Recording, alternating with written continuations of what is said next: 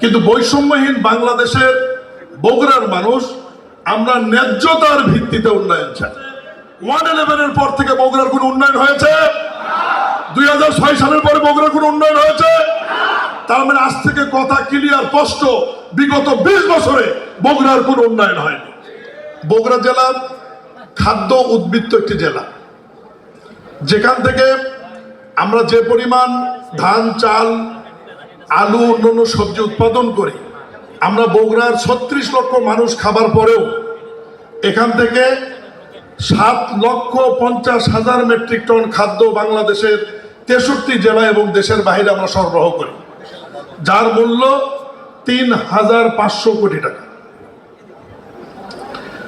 বগুড়ার উন্নয়নের ব্যাপারে মাননীয় সড়ক পরিবহন, সেতু, নৌ এবং রেল মন্ত্রণালয়ের দায়িত্বপ্রাপ্ত মন্ত্রী একটি মূল্যবান কথা এখানে বলেছেন। মাননীয় প্রধানমন্ত্রী যেহেতু বৈষম্যহীন বাংলাদেশ চায়, আমরাও বৈষম্যহীন বাংলাদেশ চাই, কিন্তু বৈষম্যহীন বাংলাদেশের বগুড়ার মানুষ আমরা ন্যায্যতার ভিত্তিতে উন্নয়ন চাই, আমরা প্রাপ্যতার ভিত্তিতে উন্নয়ন চাই। এবং এই বৈষম্যহীন উন্নয়নের জন্যই বগুড়ার যেটুকু ঘাটতি সেটা পূরণ হবার পথে বা পূরণ হওয়ার কার্যক্রম চলছে। বগুড়ার ব্যবসায়ীদের জন্য অনেক ভালো ভালো সুখবর রয়েছে। বগুড়া আন্তর্জাতিক মানের বিমানবন্দরটি চালু হলে কার্গো ফ্যাসিলিটি থাকবে, এখান থেকে সরাসরি কার্গো ফ্যাসিলিটি কন্টেইনারের মাধ্যমে দেশের বিভিন্ন জায়গায় আপনার লাইটিং ইঞ্জিনিয়ারিং বলেন বা কৃষি খাদ্য বলেন, আপনারা রপ্তানি করতে পারবেন।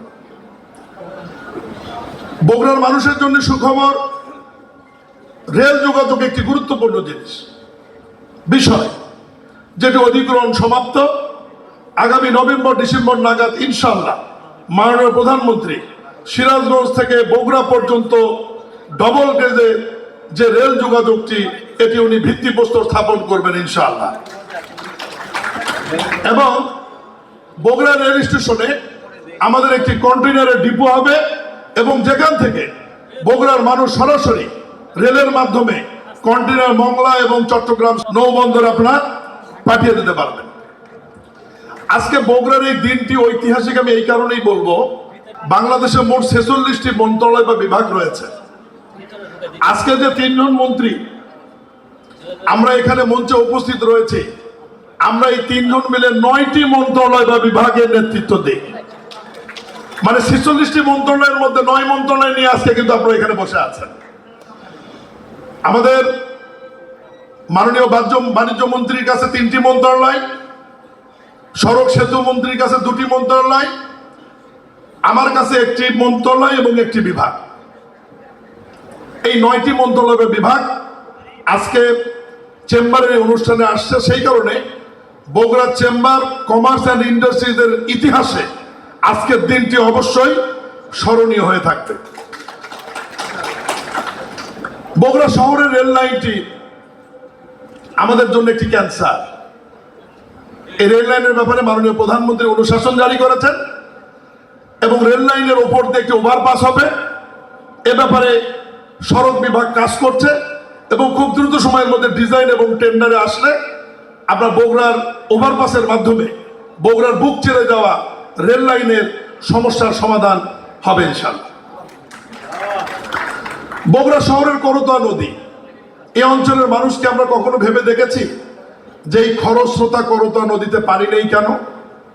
পানি নেই কারণ একটাই, গোবিন্দগঞ্জের কাটাখালী ব্রিজের নিকট বাঙালি নদীর ওখানে বাঁধ তৈরি করে পানির প্রবাহটি বন্ধ করা রয়েছে, যেটি ইতিমধ্যেই বর্তমান সরকারের মাননীয় প্রধানমন্ত্রীর নেতৃত্বে পানি সম্পদ মন্ত্রণালয়ে ইতিমধ্যেই 1100 কোটি টাকার একটি প্রকল্প অনুমোদন হয়েছে, যেখানে বাঙালি নদীর ওখান থেকে 3 কিলোমিটার নদী পুনঃখনন করে একদম ওখান থেকে শুরু করে বগুড়া সীমানা পর্যন্ত করতোয়া নদী পুনঃখনন হয়ে শহরের মধ্যে নদীর 2 পাশে আমাদের মাননীয় সংসদ সদস্য রেজাউল করিম বাদশাহ প্রস্তাবটি দিয়েছেন, সৌন্দর্য বর্ধন রাস্তা তৈরি করে এবং খরস্রোতা নদীকে পুনরায় স্রোতধারায় পরিণত করা হবে ইনশাআল্লাহ।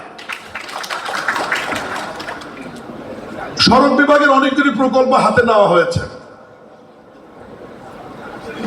বগুড়ার অনেকগুলো বিষয় দৃশ্যমান হয়েছে, কিছু বিষয় দৃশ্যমানের অপেক্ষায় রয়েছে। যেমন বগুড়া নওগাঁ রাস্তা 6 লেনে রূপান্তরিত হচ্ছে।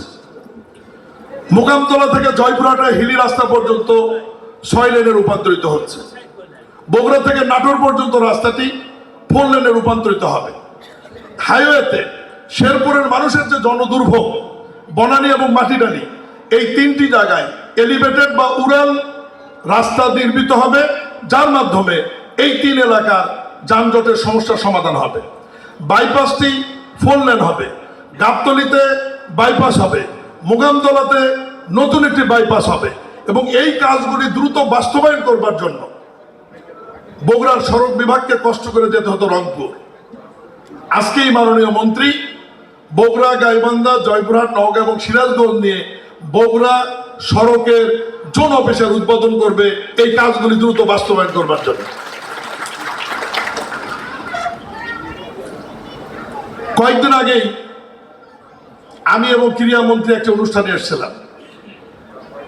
সেখান থেকে মাননীয় যুব ক্রীড়া প্রতিমন্ত্রীর নেতৃত্বে আমরা বগুড়া 3 মাথায় পানি উন্নয়ন বোর্ডের একটি পরিত্যক্ত জায়গা ভিজিট করেছি, এবং সেখানে ক্রীড়া গ্রাম বা ইংরেজিতে স্পোর্টস ভিলেজ নির্মিত হতে যাচ্ছে 7 একর জায়গার উপর, যেখানে আন্তর্জাতিক মানের ফুটবল স্টেডিয়াম থেকে শুরু করে, সুইমিং থেকে শুরু করে মিনিমাম 8 থেকে 10টি ইভেন্টের খেলার প্রয়োজনীয় অবকাঠামো নির্মাণ হবে বগুড়ার 3 মাথায় স্পোর্টস ভিলেজে, যার কাজ দ্রুত সময়ের মধ্যে শুরু হবে ইনশাআল্লাহ।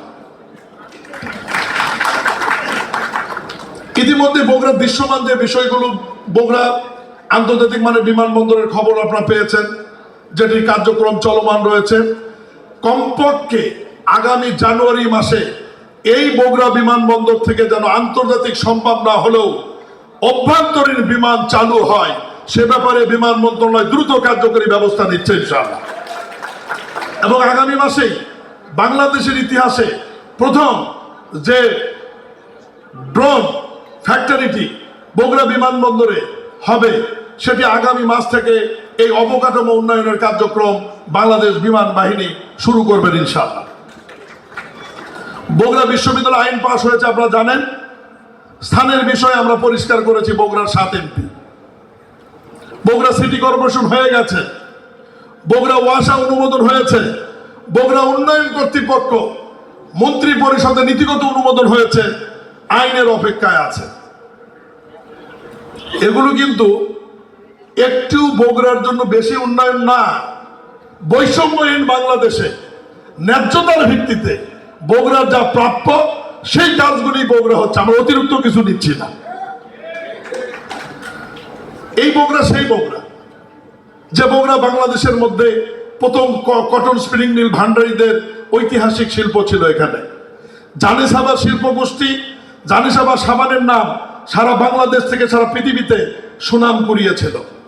বাংলাদেশে যখন সিরামিক শিল্পের কথা চিন্তাই করেনি, সেই সময় বগুড়াতে তাজমা সিরামিক আমাদের সিরামিক শিল্পের প্রসার ঘটিয়েছিল।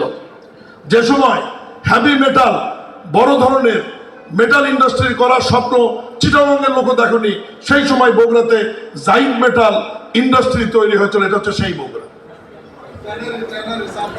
চামড়ার ট্যানারি এবং লাইটিং ইঞ্জিনিয়ারিং সহ বড় একজন শিল্প উদ্যোক্তা, আমার পরম শ্রদ্ধেয় এবং সবচাইতে পার্লামেন্টের সিনিয়র পার্লামেন্টেরিয়ান গোলাম মোহাম্মদ সিরাজ এসআর গ্রুপের মালিক আমাদের মঞ্চেই বসে আছে, তার জন্য একটা হাততালি দেওয়া উচিত আমাদের সবার। প্রিয় ব্যবসায়ী ভাইরা, গোলাম মোহাম্মদ সিরাজ এমপি মহোদয়ের সঙ্গে এই মঞ্চে বসে আছে 2 জন নীতি নির্ধারক সরকারের, যারা সরকারের ক্রয় কমিটির সদস্য। অনেক গুরুত্বপূর্ণ কমিটিতে মাননীয় বাণিজ্য মন্ত্রী এবং সড়ক ও পরিবহন মন্ত্রী থাকেন। অনুরোধ করব ব্যবসায়ীরা, আমি নিজেও একজন ব্যবসায়ী ছিলাম, এখন কনফ্লিক্ট অফ ইন্টারেস্টের কারণে আমাকে সব ছেড়ে দিতে হয়েছে। ব্যবসায়ীরা কখনোই 13%, 14% মুনাফা সুদ দিয়ে ঋণের টাকা শোধ করতে পারবে না। যে কোনো মূল্যে আমাদেরকে 1 ডিজিটে যেতেই হবে।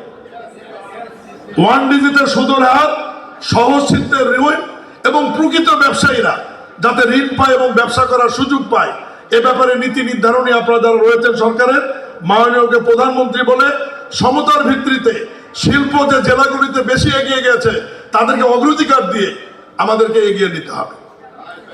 আমি মাননীয় প্রধান অতিথি এবং উদ্বোধকের সদয় অবগতির জন্য জানাতে চাই, বাংলাদেশে নতুন কোনো ব্যাংক সৃষ্টি হলেই সেই ব্যাংকের প্রথম 3টি শাখা উদ্বোধন হয়, একটি ঢাকা, একটি চট্টগ্রাম আর একটি বগুড়া।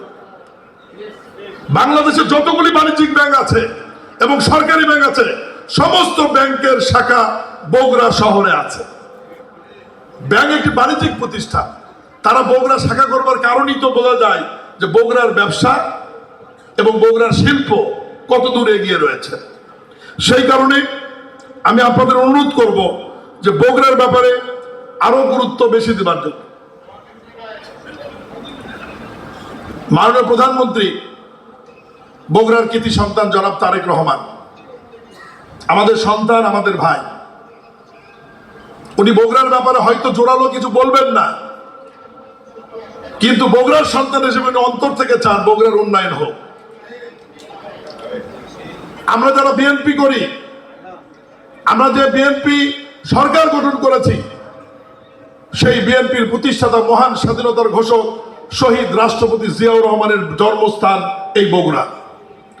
আমরা যে নেত্রীকে অনুসরণ করি, যে নেত্রীর নেতৃত্ব মেনে দীর্ঘদিন লড়াই সংগ্রাম করেছি, রাজনীতি করেছি, সারা বাংলাদেশের মানুষের মণিকোটায় যার নাম রয়েছে, আমাদের শ্রদ্ধেয় মা বেগম খালেদা জিয়া এই বগুড়া থেকে বারবার নির্বাচিত হয়েছেন।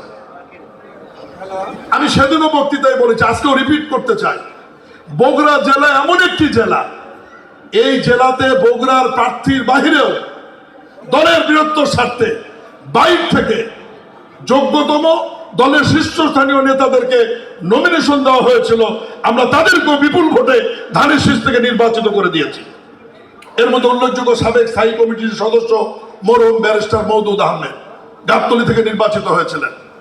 পরম শ্রদ্ধেয় স্থায়ী কমিটির সাবেক সদস্য ব্যারিস্টার জমির উদ্দিন সরকার সদর থেকে নির্বাচিত হয়েছিলেন। দলের বর্তমান মহাসচিব, আমার মন্ত্রণালয়ের দায়িত্বপ্রাপ্ত শ্রদ্ধেয় মন্ত্রী মির্জা ফখরুল ইসলাম আলমগীর 18 সালে এই বগুড়া সদর থেকে মানুষ বিপুল ভোটে তাকে নির্বাচিত করে দিয়েছিলেন। পরবর্তীতে তিনি শপথ না নেবার কারণে গোলাম মোহাম্মদ সিরাজ সাহেব উপনির্বাচনে এখান থেকে নির্বাচিত হয়েছিলেন। আজকে সিরাজ ভাইয়ের শ্রদ্ধেয় মাননীয় এমপির কিছু কথার সাথে আমি একমত, কিছু কথার সাথে আমি একমত নয়। বগুড়া কেন আমরা গোপালগঞ্জ করতে যাবো? গোপালগঞ্জের সাথে উদাহরণ কেন হবে বগুড়া? বগুড়া তো বগুড়ায়, বগুড়ার নিজস্ব পরিচয় রয়েছে। বগুড়া উত্তরাঞ্চলের এমন একটি জেলা, যে জেলার উপর দিয়ে 13টি জেলার মানুষকে যাওয়া আসা করতে হয়। বগুড়ার ঐতিহ্য, বগুড়ার ইতিহাস, বগুড়ার কৃষি, বগুড়ার শিল্প, বগুড়ার মানুষের পড়াশোনা, বগুড়ার মানুষের ঐতিহ্য স্বীকৃতি নিয়ে বগুড়া সারা বাংলাদেশের মধ্যে একটি উজ্জ্বল নক্ষত্রের মতো জেলা হয়ে রয়েছে। শুধুমাত্র আমরা 7 জন এমপি একটু ধাক্কা দিলেই বাকি কাজ শেষ হয়ে যাবে। আমরা কাজ করছি, আর আমরা বক্তৃতায় এক এক সময় এক একজন এক এক বছরের কথা বলি। আমাদেরকে একটি জায়গায় এসে সবাইকে অবস্থান নিতে হবে, সেটি হচ্ছে 111-এর পর থেকে বগুড়ার কোনো উন্নয়ন হয়েছে? 2006 সালের পরে বগুড়ার কোনো উন্নয়ন হয়েছে? তার মানে আজ থেকে কথা ক্লিয়ার, স্পষ্ট, বিগত 20 বছরে বগুড়ার কোনো উন্নয়ন হয়নি। আমরা কেউ বলি 15, কেউ বলি 17। মানুষ, দেশবাসী এবং সরকারকে কনফিউজ করার কোনো সুযোগ নেই। ফখরুদ্দিন মঈনুদ্দিন স্বৈরাচার সরকার আসার পর থেকে বগুড়ার মানুষ উন্নয়ন বঞ্চিত। বগুড়ার ব্যক্তি বিশেষ শিক্ষিত ছেলেরা চাকরি পায়নি, বগুড়ার চাকরিজীবীরা ভালো পোস্টিং পায়নি, বগুড়া যারা চাকরি করতো তারা প্রমোশন পায়নি, বগুড়ার যারা বিভিন্ন প্রতিষ্ঠান তারা সুবিধা পায়নি, ঋণ পায়নি, কোনো কিছু পায়নি, শুধুমাত্র বগুড়া বাড়ি হবার কারণে। আজকে 6 এমপি আমাকে সবসময় সাহস দেয়, তারা পার্লামেন্টেও কথা বলেছে। 6 এমপি আমার সাথে আছে। আমাদের বগুড়ার উন্নয়নের লড়াই, আমি এর আগেও বলেছি, যতই সমালোচনা করেন, যতই বাধা আসুক না কেন, বগুড়ার উন্নয়নের স্বার্থে এক বিন্দু আমরা ছাড় দেব না ইনশাআল্লাহ। বগুড়া জেলাকে শহীদ রাষ্ট্রপতি জিয়াউর রহমানের জেলা হিসাবে, বেগম খালেদা জিয়ার জেলা হিসাবে, মাননীয় প্রধানমন্ত্রী তারেক রহমানের জেলা হিসেবে বাংলাদেশের মধ্যে একটি অনন্য জেলাতে রূপান্তরিত করবার জন্য যা যা করার প্রয়োজন করা হবে ইনশাআল্লাহ।